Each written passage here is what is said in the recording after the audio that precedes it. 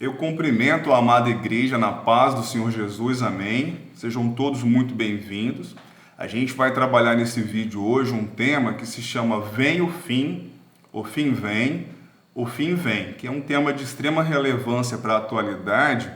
E para a gente estar falando sobre esse tema, nós vamos ler um versículo bíblico que se encontra em Ezequiel, capítulo 7, versículo 2. Que sejamos aqui instrumento de Deus, para que essa mensagem possa contribuir de alguma forma para as nossas vidas, amém? Ezequiel, capítulo 7, versículo 2, assim nos diz a palavra do Senhor. E tu, ó filho do homem, assim diz o Senhor Jeová, acerca da terra de Israel, vem o fim vem sobre os quatro cantos da terra, glorificado e exaltado é o nosso Deus. Aqui o profeta Ezequiel ele é usado como atalaia de Deus. Atalaia, ele é uma pessoa, no caso dos profetas, que tem a função de avisar o povo dos perigos iminentes. Então, o profeta Ezequiel, como os demais outros profetas, eles eram atalaias do Senhor, porque eles faziam a comunicação da vontade de Deus para um povo que estava disperso, que não estava mais atento à voz do Senhor.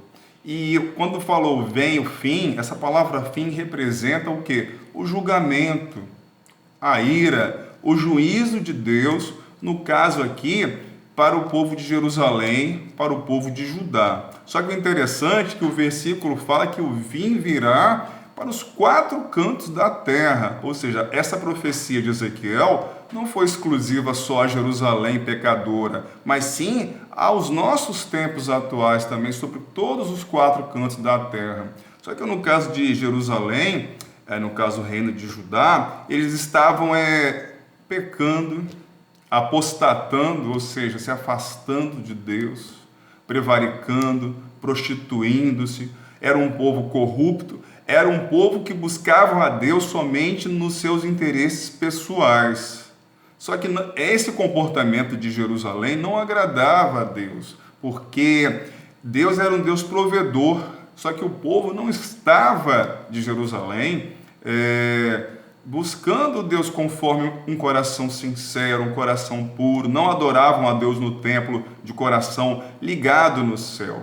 Então Deus usou o profeta Ezequiel que o fim era inevitável para corrigir as corrupções de Jerusalém.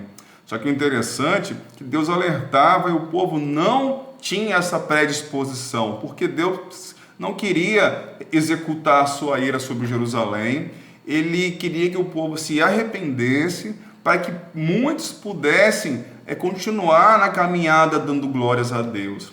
É interessante que qual era o objetivo do Senhor para que o juízo então viesse sobre Jerusalém, para que fosse eliminada a idolatria sobre a vida das pessoas e os demais pecados que afastavam o povo de Judá, o povo de Jerusalém da presença de Deus. O interessante é que o profeta Ezequiel, também usado por Deus, no mesmo capítulo 7, versículo 10, fala o seguinte, como profecia do Senhor: Eis aqui o dia, eis que veio a tua ruína, já floresceu a vara, reverdeceu a soberba. Nessa profecia, essa vara que o profeta Ezequiel falou que estava florescendo, que iria açoitar Jerusalém, era Nabucodonosor, rei da Babilônia. Ou seja, Deus iria usar uma nação inimiga, que era a Babilônia, para que fosse a executora da correção sobre o seu povo de Jerusalém pecador. Só que quando Ezequiel anunciou que Babilônia era necessária para cumprir o querer de Deus, não só Ezequiel, como também Jeremias, tanto que Jeremias foi chamado assim de traidor, que Jeremias profetizava que o povo tinha que se render à Babilônia, o povo de Jerusalém pecador, porque Babilônia era necessária para que o povo se arrependesse dos seus pecados. Jeremias foi preso, Jeremias foi questionado, sendo chamado de traidor, como se ele tivesse se debandeado para o lado dos babilônios. Só que o interessante é que Ezequiel falou que a vara florescerá, Ou seja, Deus ele usa quem ele quer, da forma que ele quer, para executar os seus propósitos. Glorificado e exaltado é o nosso Deus. Só que assim, trazendo para os tempos de hoje, né, da mesma forma que Judá foi levada cativa para a Babilônia e lá teve que aprender o processo no sofrimento, porque nós temos que aprender no amor, mas se não viermos pelo amor, Deus vai nos permitir passar uma dificuldade para que na dor a gente tenha a oportunidade de glorificar a Deus. Só que o interessante é que essa profecia que o fim viria sobre Jerusalém, ela é extensível aos nossos dias atuais, ao nosso tempo. Hoje nós temos uma sociedade corrompida, corrupção, exploração de pessoas, exploração infantil. O casamento hoje já não tem mais aquela finalidade conforme a vontade de Deus, como está na palavra, na Bíblia. As pessoas estão traindo, estão se corrompendo, ou seja, a gente tem vivido nos dias atuais características tão iguais ou piores do que foi na época de Jerusalém. O interessante é que o Senhor falou a Ezequiel na época que nem se o meu servo Moisés, nem se o meu servo Jó, nem se o meu servo Daniel intercedesse para que não executasse o juízo sobre Jerusalém, Deus iria ouvi-los e iria executar mesmo.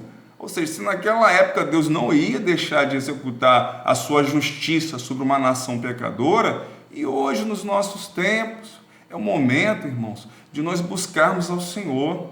Deus ele é um Deus de amor, Deus é um Deus de misericordioso, mas Deus ele tem contemplado as nossas atitudes. Deus ele está atento aos frutos que nós temos produzidos.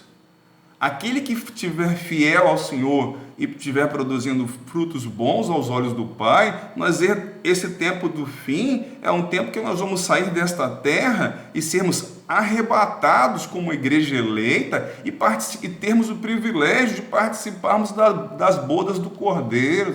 Vamos receber os nossos galardões, glorificado é o nosso Deus. Só que o mundo na atualidade que não quer buscar a Deus, que está deturpando a Bíblia Sagrada, que está deturpando os costumes familiares, esses vão participar do dia do Senhor, o dia do juízo, onde todos prestarão conta dos seus atos perante a Deus.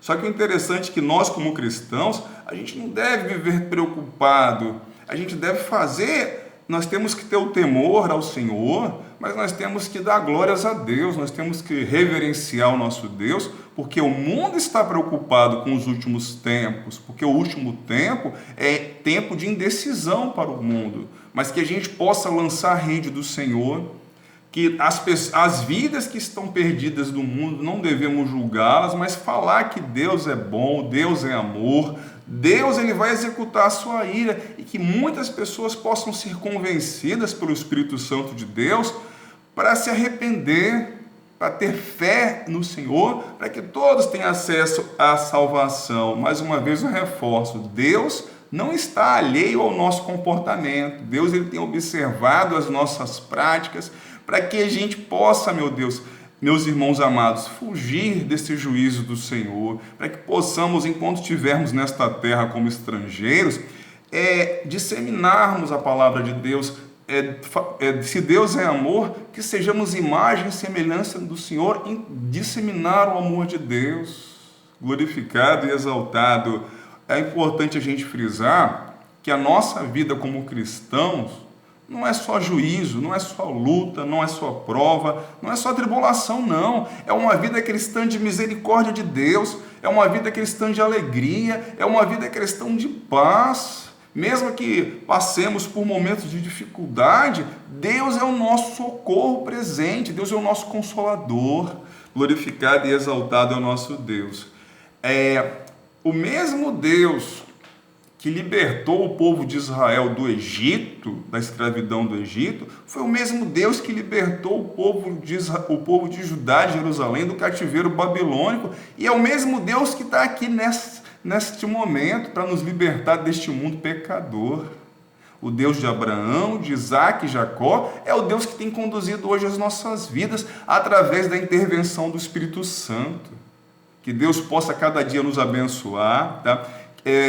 Cometemos falhas cotidianas, assim que somos seres humanos, mas que possamos nos arrepender em Cristo Jesus, termos a certeza da nossa salvação e que esse tempo do fim virá, podemos passar dificuldades, mas que possamos permanecer fiéis ao Senhor, glorificado, e que tenhamos uma vida cristã dedicada ao Senhor, dedicada à nossa família, à nossa igreja local, em disseminar as boas novas, o Evangelho de Cristo. Que o Senhor possa nos abençoar, que essa mensagem possa ter trago um alerta do Senhor para as nossas vidas. O fim está vindo, mas para aqueles que permanecerem fiéis ao Senhor, esse fim será o término dessa terra que nós estamos vivendo e será momento de glorificarmos como igreja arrebatada em Cristo Jesus. Que o Senhor possa os abençoar. Se essa mensagem contribuiu de alguma forma para a tua vida, divulgue este vídeo para que seja divulgado não este canal, mas o Evangelho do Senhor pelos 4 cantos da terra. Que o Senhor venha nos abençoar e até um próximo vídeo, se assim o Senhor nos permitir, e fiquem na paz de Jesus e um forte abraço.